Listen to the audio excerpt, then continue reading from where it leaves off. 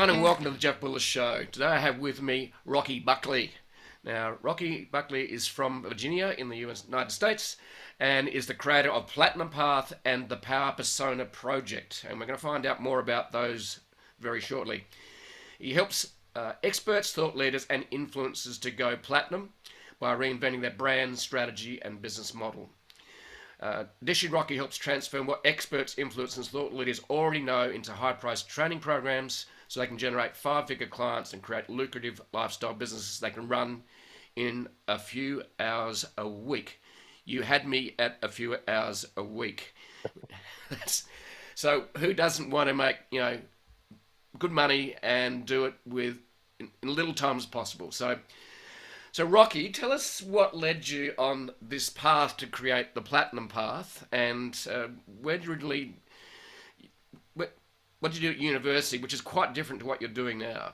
Yeah, well, hey Jeff, thank you so much for having me on. I appreciate it. Yeah, the long and the short of it is, growing up, I was somebody who was kind of a high potential person.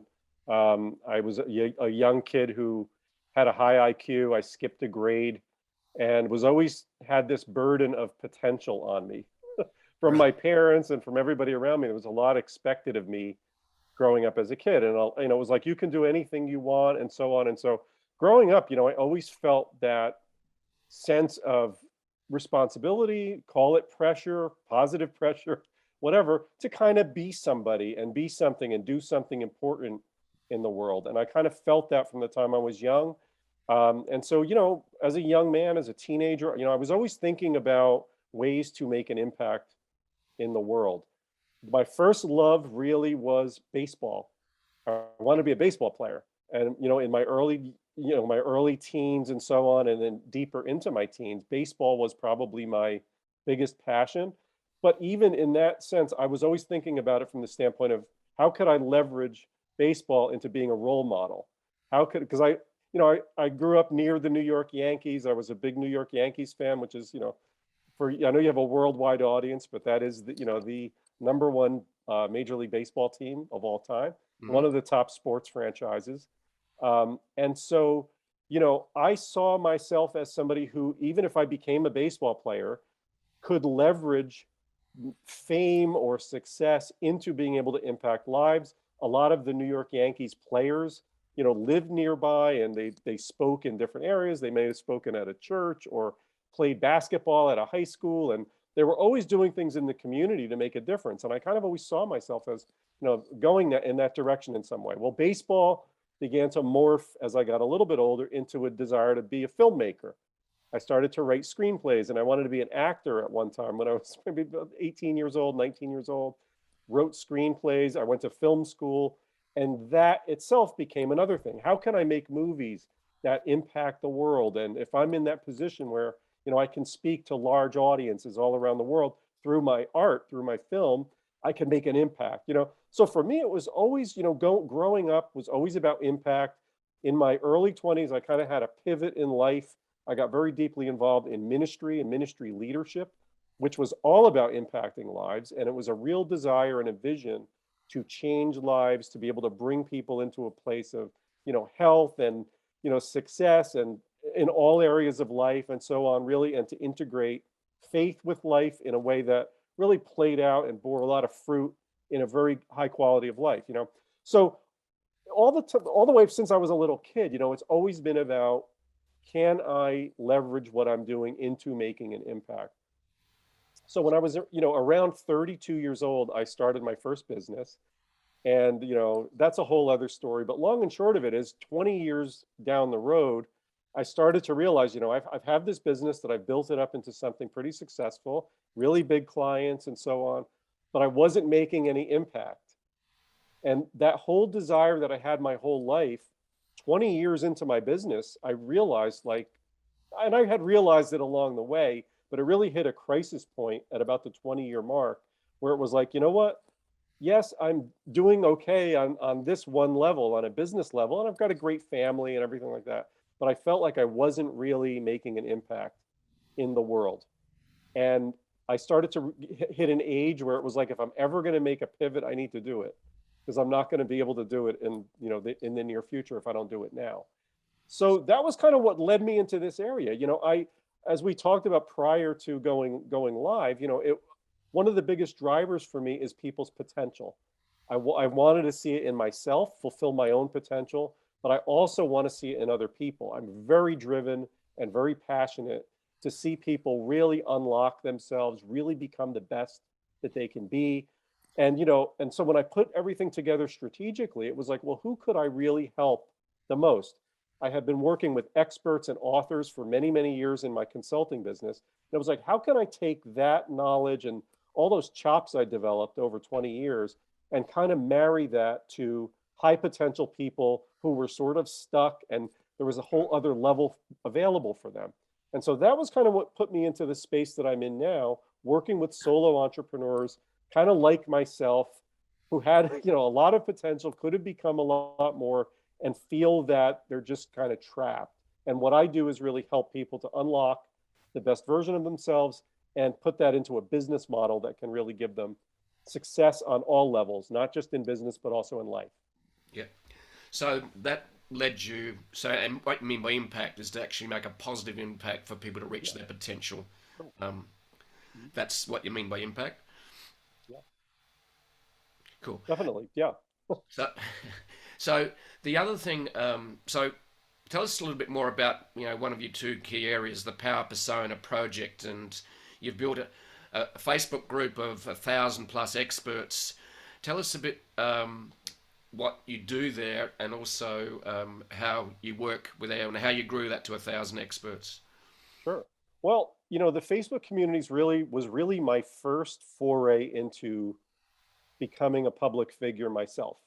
It was really the first time that I ever kind of put myself out there. My whole business prior was working with corporate clients, kind of a behind the scenes guy.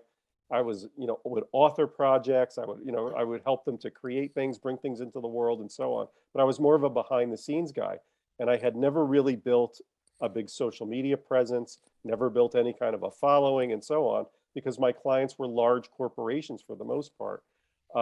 And so the Power Persona project for me was kind of an experimental way to sort of build an audience and get myself out there and start to find my own voice as a leader in this space and so on. And so what I've done is, yeah, I've amassed a pretty nice group of experts, thought leaders, and so on from around the world. I've had the privilege of being able to interview inside of my group people like Kevin Harrington from Shark Tank, Mm. Bob Berg, the Hall of Fame speaker and author, internet marketers like Stu McLaren, Pedro Adeo, many, many others. And so it's given me a really nice platform and a connection with some people at that level. And what I really do is I talk about the inner game and outer game of success as a public figure inside of that community. So I really believe that, people who think about personal branding and putting themselves out there and building kind of a public figure, public persona, often do it from the outside in, just from a tactical level. It's like, okay, what kind of content can I put out? What does my logo look like? What does my website look like? What are my colors and my photo shoot and all of this kind of stuff? And so they primarily think about building that kind of public figure brand from the outside in. They think about it from a tactical level as opposed to an internal strategic level. And so what I like to do is focus on both of those. The outer game part of it is really important, of course. Marketing is extremely important. But what a lot of people do is they start to put out a lot of material, content into the world, and they find that it's not resonating with anyone. And the question is, why, right? And so a lot of the reason why people don't resonate is because they haven't really nailed who they are, what they bring, how they differentiate themselves, what makes them unique, how they position themselves differently, right? And how that all plays out in terms of their messaging and their content, their story, all of those kind of things that they bring out. So what I like to do is start with the inner game perspective. I like to work with people at a life vision level, kind of get clear on, what is it that you really want? Who do you ultimately want to be in the world 5 years, 10 years, 20 years from now? Let's get really clear on that vision. And then we'll see how that plays out now into your business vision. And we'll start working on that. Who do you need to be in that role as a business leader? What does that look like? Okay. And then we look in terms of this, sort of these inner game areas like your identity, your belief structure, your capabilities, your personality, again, your life story. how you actually look at your topic in a way that's different than everybody else, right? So there's a lot of this inner work, this foundation building work that I think needs to be done strategically that makes all of the tactical stuff really work. That's what makes you resonate. We want to be able to project a very clear signal out into the market. It's a very crowded market. It's hard to stand out. There's a lot of voices out there. And so the more clear and precise a signal that we can send into the market, the more we're going to resonate with those ideal people that we're looking to connect with. So that's kind of what the framework is inside of the Power Persona community. It really is all about these inner game and outer game areas. So what does that look like in terms of how you run it? What's the processes? What you do each week in the persona Sure. Power Persona project? What Yeah, are the activities you do? sure. I post a lot of content, primarily questions. One of the things that I've learned is posting a lot of like well-written content, like long authority posts that used to work a few years ago. Yeah. Nobody really reads those anymore. So the way that I've really learned how to engage people, and our group is very highly engaged. I think if you go in there, you'll see there's a lot of comments, a lot of activity, um, is asking very, um, insightful questions or incisive questions that people want to answer. And I do most of my work really in the comments. So when people, may answer a question or in a post, I'll try to drill into that with them. And what do you mean by that exactly? Can you clarify that more? And I will start drawing out in them some of the things that they think and so on. And it's in that point that I can add insight, advice, and so on in the comments. I also interview people. I do write content as well.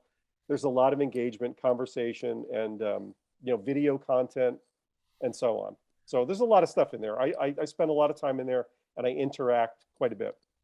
So is that a private group that is Mhm. invitation only? It's not invitation only, but people do need to, they have to join and, I have to approve them into the group. Okay. And is there a certain profile that you're looking for in that? The kind of people that I'm looking for, anyone who's building some kind of a personal brand. You're a leader. Typically, it's a solopreneur who's an author, speaker, expert, coach, consultant. But there's also, the service provider who's reinventing themselves. There's the corporate executive who's looking to maybe go out on their own and start their own business and become a personal brand. Or they're trying to be a personal brand in the job, in their career, as a leader in an executive sort of context. So really, anybody who's looking to tap into these principles of personal branding, public figure, leadership, anybody like that is a great fit for our group. So what would be your top tips for building a powerful persona and personal brand? What would be some of your top tips? Is there a framework? The steps? Yeah, and some of the stuff that I had mentioned in the previous conversation um, are some of those steps. I do believe that it begins with life vision. I think you have to be very clear on knowing what you want, and the way that I do it is very granular. I don't. It's not just vague. Like I want to live a good life and be healthy, and I'm getting very, very specific, measurable, et cetera, in many areas of life. Yep. So I get you crystal clear on what you want in life. Now, looking at that as a composite, you start to kind of make decisions now. What kind of business model fits the life that I want?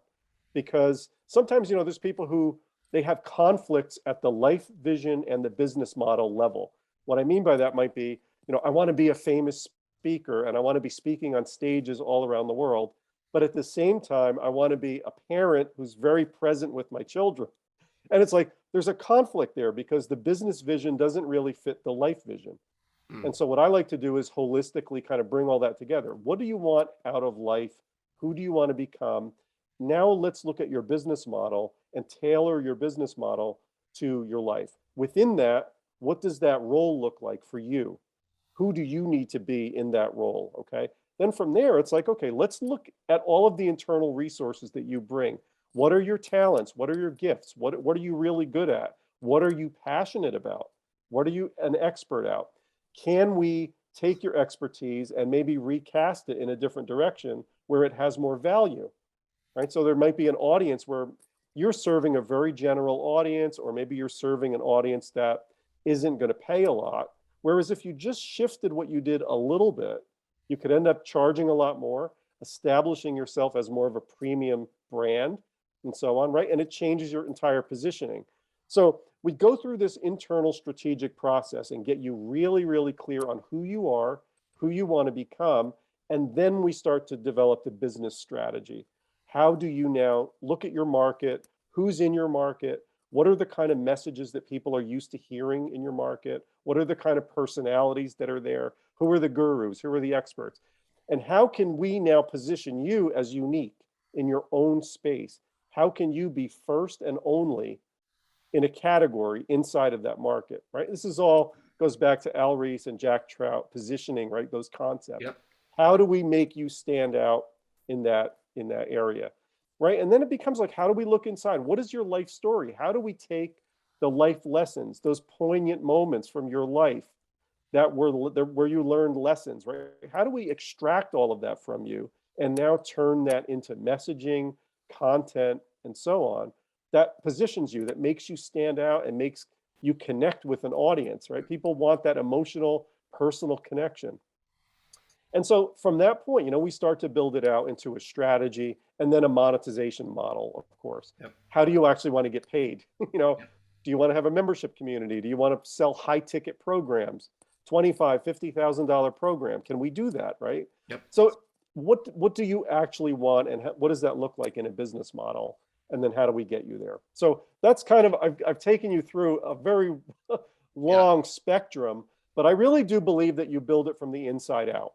Yep. That's, I think, if there's one thing that I would say I do differently, or I talk about this differently than a lot of people do, is I start with the inside and use that as a foundation and build out from there.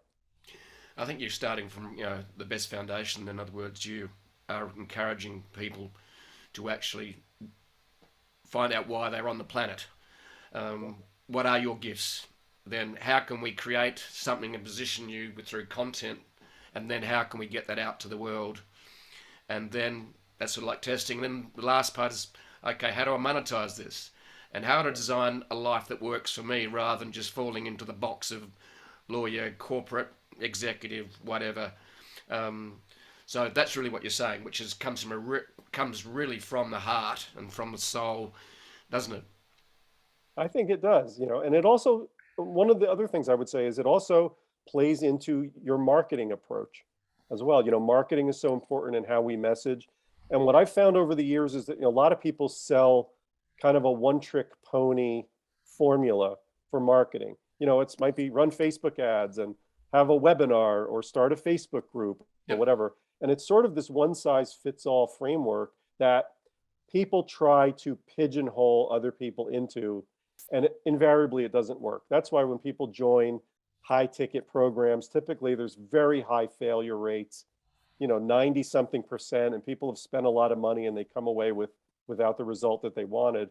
And a lot of times that's because in those programs, they didn't really understand the person, where they're coming from, what they're really good at, what they're really passionate about. And how do we take that and put that into a marketing framework that you're going to actually love to do every day, right? So maybe you hate being on video, but you're a really good writer, or vice versa. Maybe you love to be interviewed or whatever. So you're even down to the everyday, daily habits of marketing. It's like, we've got to tap that into what you love and what you're really good at. Otherwise, it's probably going to fall flat. Yeah. And it's true that some people prefer different types of media. So, I love to read, so writing comes out of that. We are doing video here because I do enjoy having a good chat and finding out and hearing people's stories and their expertise and tap into their superpowers. And I really like the approach, and it's very central to what I have learned over the years too, is why are you here? And then how can we make that a life? How can we design a life that works for you rather than doing something that works for someone else? Absolutely. Yeah. So, one thing I'm curious about is how do you leverage your time? In other words, how do you stop yourself getting crazy busy and lose your life in the busyness of a business? What are some of your top tips for that? Yeah, one of the biggest tips, and I probably the most central one, is to systemize your expertise. Yep. So what a lot of people do is, we'll take on clients and work with them one on one and so on. And we're hoping to have this ongoing relationship with someone that just, it meanders and it goes on for a long time and so on because we're charging by the hour and we end up filling our calendar. That's how we're getting paid. Yep. And when we haven't really clarified our expertise, positioned it properly, and systemized it, we end up, not charging enough, taking on too many clients or clients that aren't a great fit. And we end up just with this full calendar. And I was there for many, many years. I was capped out with what I could really make. I was the business. I positioned myself as the business. I couldn't be removed from the business. I was essential to it. So it was at a business model level that I really hadn't systemized what I knew and turned it into a format that gave me leverage, right? So that's what I think a lot of people haven't done is they haven't really identified their expertise and clarified it and specified it at a point to extract its highest value, first of all, so they could charge the most for it. But secondly, turning it into some kind of a system that could be delivered in a one-to-many sort of model. Yep. And I think that's really the leap that a lot of people need to make. You can't go one-to-many until you really systemize what you know. Yep. That's the liberator, because when you systemize what you know, you can basically take your knowledge and put it into leverageable frameworks or formats, such as video courses and stuff. So Yep. this is the classic, group coaching model or, creating courses and things. But you can't get to that level until you really do the work of figuring out what is it that I know? How do I properly framework that in a way that people can learn and they can get it quickly? Yep. Right. So there's a lot of people that they coach people and so on, but they've never taught anybody. They've never really learned the art and the skill of teaching. And so it's a mess. You go into a program and it's like all the stuff's disorganized, none of it, because they don't come out of that kind of a background. They've never gone through instructional design principles. They don't really know how to create curriculum and training and so on. And it ends up being a mess. And I think what happens is, you need to be able to extract the knowledge out of your head and organize it into a linear framework that you can take someone else through, that they can understand, that they get, where there's feedback loops built into it. So when a person's struggling, there's a way to intervene and help them at that point.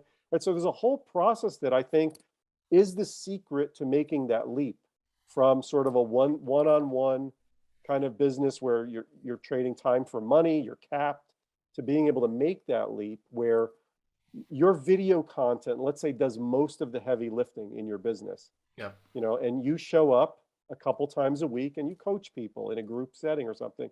That's where you can have that liberator effect, where in a few hours a week, you can be really managing a lot of clients all in one shot because you've set it up properly in a certain way. Yeah. You've turned what you know into a system. Yep. And I think that has so many benefits, not only from a business model perspective, but also from a marketing perspective. Because when you can offer people a system, it feels like it's a magic bullet. It feels like you've really got this down to a science because you've got it down to, let's say, a 3-step or a 4-step system that you can take people through. It creates a lot of authority. It creates a lot of belief. And people really, sense that, okay, you really know what you're doing when you can present what you know in that kind of a detailed way. So I hope that makes sense. Yeah, totally. I think, and this is what a lot of, especially because you're really, in a lot of instances, you're helping people that are coaches, for example, aren't you? Coaching. So, and a lot of coaches and consultants have a lot of expertise, but it's just they have to do that one-on-one, which is trading time for money, and there is no leverage in that because you've only got so many hours in a week. Correct. And but it's it's the trade-off is if you just go to a course model, that's the problem too, because if you really care about impact, that most people who buy courses, 97% of them never finish the course. Yeah.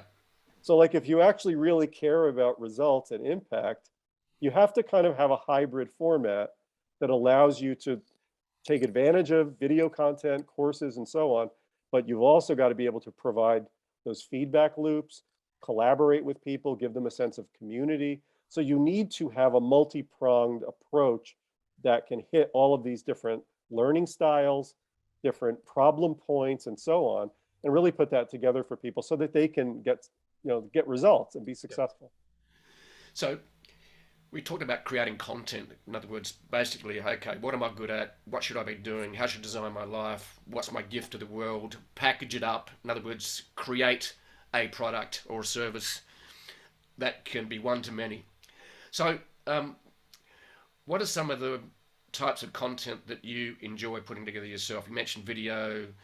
You mentioned you're obviously a writer. So, what is some of the top content that you would recommend, especially in the because you're talking to a lot of people that are doing business to business consulting and coaching? Is that correct? Yes. I personally really, I'm very much an advocate of kind of the model that Gary Vaynerchuk has talked about a lot, is the creating one piece of core video content and repurposing that a million different ways. Mm-hmm. That to me makes the most sense, is content proliferation, which also requires systems. Yep. So, but one of the favorite things, one of the easiest things is like what we're doing right now is we've got video content from this interview. Well, I'll often take the video content. Sometimes the podcast host does not typically put their podcast out in video form, but invariably, I'll ask for the raw video and I'll take that and chop it up into clips. And then those clips can be transcribed. They can be turned into all sorts of different stuff. Yep. So this is one of the easiest ways to create content, is get interviewed. Or if you can't get interviewed by podcast hosts, interview yourself. Get a list of questions and answer them into a camera. And now you've got it, right? You've got that core video content, chop it into clips, transcribe it, turn that into quotes, tweets, a million different things that you can do with it. But I really believe it starts there with the core video content, because that can be turned into audio, it can be turned into text, images, all sorts of different stuff. So if anybody's looking for, a shortcut to content, to understanding this, I would probably check out some of Gary Vee's stuff, because I think that's what a lot of people are basing their content models on anyway. I think he's probably one of the foremost thinkers in this space. And now we're moving into micro content. So now it's TikTok, so you've got to constantly be thinking about ways to take what you've already got. You don't have any extra hours in the day to create original TikToks probably. So it's, how do I take what I'm doing and efficiently repurpose it for all these channels? How can I take this interview that we're doing right now, for example, take this clip and turn it into a TikTok or something? And again, I haven't mastered this yet, but this is really, I think the way that you have to do it is have systems in place to proliferate. Yeah, I totally agree. And one of the reasons I bought some podcast equipment about 6 years ago. I got it out, put it on my desk, unpacked it, and then put it in a cupboard. I didn't see the light of day for about 3 or 4 years, because I realised that I didn't have the resources at the time, because if I was going to do the podcast myself, the whole process, it wasn't going to scale very well. So it was just over 2 years ago that I pulled the equipment out of the cupboard. I had the team by then to help me take it from me doing the recording, the interview, the chat, and also Zoom, mate, and the tools have become easier as well. Like Zoom is fantastic, carves it up into video, audio. Now there's tools that automatically create transcripts. Sure, you have to edit them, so you need So what I've done here, just like you mentioned, is the reason what we do on the podcast is it's text, audio, video, and then we carve up the interview into snippets. So it's, but the team does that for me, and there's a nice, robust process that involves, a team. So you're totally right, and that's the fun part of this. And the other upside, a lot of people don't understand with a podcast and what's so valuable is it's a relationship builder as well. Yeah. So that's where it becomes really, really powerful. It's almost like the superpower of a podcast. But yeah, so. Do you mean that from a networking perspective, like relationship building? Like, yeah. Well, it's interesting. I just interviewed somebody in my community who's an expert on sort of leveraging podcasts. Yep. into other stuff. And that was one of the primary things that he was talking about was, you know, the networking that you get simply by interviewing someone or being interviewed by someone. Now you and I talk for whatever it is, 45 minutes or so on, and we become like friends at this Yep. point. We have a relationship now. And what does that mean down the road when, let's say, you're promoting a product or I'm promoting a product and it's like, hey, Jeff, would you like to partner with me on this, or vice versa? Yep. It's just, and it's stealth because people, they get interviewed on podcasts and it's like, what is it? What am I doing this for? Like, I don't seem to be getting anything out of this. Well, there's a system to that too. It's like you kind of have to know what you're doing going in and knowing how to extract the value out of it. And I think that's the essence of any kind of content that you do, but especially in this kind of format for sure. Yeah. And that is a challenge, I think, for all entrepreneurs is extracting how do I monetize this? What does my business model look like? Um, so for some, it might be coaching. Some might putting together a training course. For some, it might be they want to go on the road and speak at events. And I love doing that, but I don't like being on the road all the time because then it's soulless. You're just living out of a suitcase, and you're going to big conferences, and some of them can be a bit soulless. You're great networking, but Okay. and I had a good friend of mine, Brian Kramer, who used to be, I think he was speaking 100 times a year, whatever, and he was burnt out. He put on too much weight. He had serious health problems, and he said, "Enough. I've had enough of this," and redesigned his life, which is essentially what you're talking about. Yeah. Yeah. Pretty Yeah. much. It's just, Yes. can you do it, in a kind of a formal way? Is there a process Yeah. that will be a shortcut for people Yeah. instead of wandering around in the wilderness and how do I do this? Okay, is there a linear step by step, clean, uneasy to understand? It's not simple to execute, but it's simple to understand. And if you can kind of just keep moving forward, you'll get there. Right. So, what are some examples, without giving names, of how you've helped people, solopreneurs? What are some great examples that you've come across and helped people with?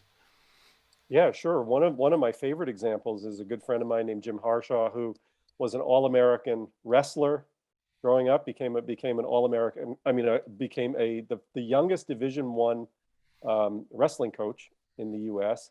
Became a TEDx speaker and so on. And he had created a training program, and he was charging $150 for it when we first started working together. And we ended up tweaking it and turning it into something that now he charges $5,000 for one day to deliver it. The same basic material, but what we did was we extracted the value out of it, aimed it at a little bit of a different audience, delivered it in a different way, and now he went from a $150 course to a $5,000 package that he can offer and deliver in one day. So Wow. that was a great one. Another one is a good friend of mine, Joel McDonald, who is probably best known to the public as the author of Google AdWords for Dummies. Back in the day, he was a top Google AdWords expert, and he had a dormant email list, and was looking to kind of have a windfall out of that list and revive that list and do something with it. And we put together a package to teach Google AdWords and with a back end service attached to it. And we basically sent out a few emails, and he made $42,000 in 7 days on that offer that we put together. So these are just a couple of examples of somebody else who, Jessica Stallings is an author and a consultant, and had never made more than a 5-figure fee on any of her stuff. And we repackaged it. We figured out what her positioning ought to be. We repositioned her, and she was able to kind of generate her first 5-figure client as a result of just some of that strategic work that we did. So those are just a couple of examples of some success stories with these kind of platinum path and power persona concepts. Wow, that's really cool. So, just to wrap it up here, Rocky, what would be the top tips in terms of going from one to one and sort of wandering around the wilderness, a term you used? You mentioned a few key phrases, but what would be top 3 tips that you'd recommend anyone who wants to go from just getting the stuff out of their head and structuring it and position it? So, what are some of the top tips just to help our Yeah, I listeners? mean, the first, I'll kind of start in a little bit of more of an inner game type of area. and I'll kind of combine two steps together. Okay. Is the first thing is I think you really need to work on yourself internally. I think you need to kind of get internally aligned. Who do you want to be? Get really clear on that and believe that you can do it. And you need to also open up your belief system that you actually can charge a lot more, that you're worth it. So there's like identity and belief work that has to be done up front. I really believe that otherwise you're going to sabotage yourself. If you don't really get clear on yourself and believe in what you're doing, you have to have a mindset shift. I can't tell you in one or two easy steps how to do that, but that really is the preeminent thing that unlocks everything else. You have to be able to, really raise your standards of who you think you can be, develop a vision of that person, and start moving toward recreating your identity. So I don't believe it's about really finding your purpose in life. I think it's about creating your purpose in life. I Yep. think it's about getting clear, visualizing who is that best version of yourself in the future, and getting really specific about that, and then figuring out ways to move toward actualizing that person Mhm. and unlocking, finding those limiting beliefs inside of yourself that say, I'm not worth it. Nobody will pay that. Nobody pays those prices. The reality is people pay high prices all the time for things, so you've got to unlock your brain in that sense and your heart.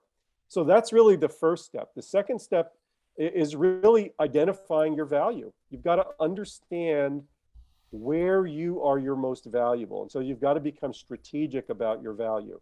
Who are you serving? So an example of this might be, let's say someone is a fitness trainer or a weight loss trainer, but they're primarily working with people who need to lose 10 pounds. They feel a little sloppy. They want to kind of get in bathing suit shape for the summer. So it's kind of, they're not charging a lot because the value of that problem is it's not really that large. It's a 10-pound, feel better about yourself, get in a bikini for the summer. But that's not a problem that people are willing to pay a lot of money for. There's not a lot of urgency typically behind that. So the question is, how can you, like with Jim Harshaw, the example I mentioned earlier, how can you take what you're already doing and recast it where the same knowledge, the same process would be much more valuable? So an example would be then with a weight loss person, instead of focusing on people who need to lose 10 pounds, what if you could basically use that same process to focus on people who need to lose 50 pounds, where they actually have real health problems, right? There's a sense of urgency that if I don't fix this weight problem, this is going to cause a massive ripple effect in my life, right? It's costing me on my job, in my relationships, all right, on my self-esteem. I'm paying a very big price for carrying this extra 50 pounds. Well, what if you were able to take your expertise and laser focus on those kind of people who had a big problem where there was urgency around it to fix that problem, right? So it's being strategic about your value and recasting yourself and repositioning yourself at your highest point of value. Okay, so that would be step two. Step three is really the systemizing approach that we talked about earlier. How do you unlock all this stuff that's in your head, all this stuff that that you bring out on the fly when you're talking with someone one-on-one? How do you extract that out of your mind and put it into a formal process and system, into a format that you can brand and label and framework and bring people through, so that you can then move to this one-to-many format, where you can teach most of the stuff in video and basically spend most of your time coaching people in more of a group format. Okay, so that the technology is doing the heavy lifting for you, Yeah. and you can really liberate and multiply yourself many, many times over through the power of technology and systemizing your expertise. I think when you have those three things in place, it allows you to market much, much more effectively, Oh yeah. because you've got a laser focused message.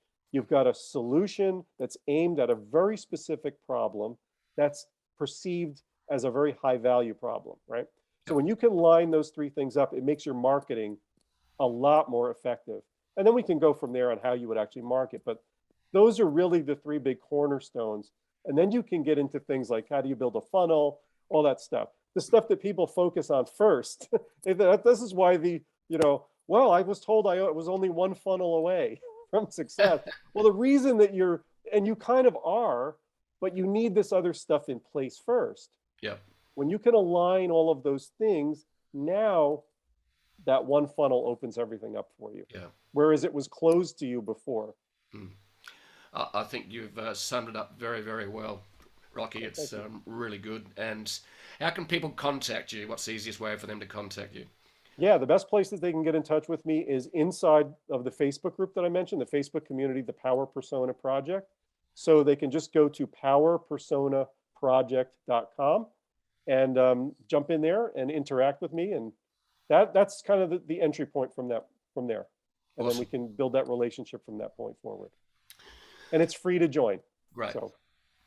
So thank you very much for sharing your passion for designing a life that you love, which is what I've heard along this conversation. And you actually have had to take time to reflect on it and then design it. Because a lot of people just don't take the time. They just get crazy busy, get busy, and forget that they can design their life. So thank you for sharing us how you can both design your life and a business that will work for your life. I think it was great to see those insights and love those 3 steps. Thank you so much, Jeff. I really, really enjoy being here with you. Thanks, Rocky. It's been an absolute pleasure.